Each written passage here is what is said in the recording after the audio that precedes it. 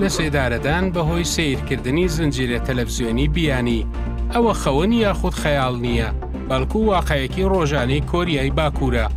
لە 10 ساڵی ڕابردوودا دۆخی مافی مرۆڤ لە کۆریای باکوور بە شێوەیەکی بەرچاو ڕووی لە خراپی کردووە، تەنانەت گەیشتۆتە لە سێدارەدانی خەڵک بەهۆی سیرکردنی فیلم یان زنجیرە تەلەڤیزیۆنە بیانیەکانەوە. نەتەوە یەکگرتوەکان لە راپۆرتێکدا هۆشداری دەدات لەوەی ژمارەیەکی زۆر لە هاوڵاتیان لە بەردەم خەڵکدا لە سێدارە دراون یان ناچار بە کاری زۆرم لێکراون.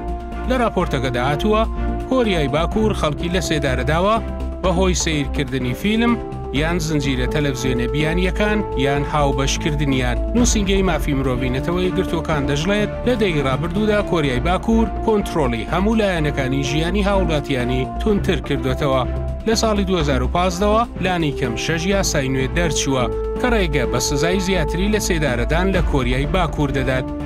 یەکێک لەو تاوانانەی کە ئێستا سزای لە سێدارەدانی لەسرە سیرکردن و بڵاوکردنەوەی ناوەڕۆکی میدیای بیانیە وەک فیلم و زنجیرە تەلەڤیزیۆنیەکان، هەنگاوێکە کیم جونگ-ئون بۆ سنووردارکردنی دەستڕاگەیشتن بە زانیاری خەڵک گرتوویەتە بەر.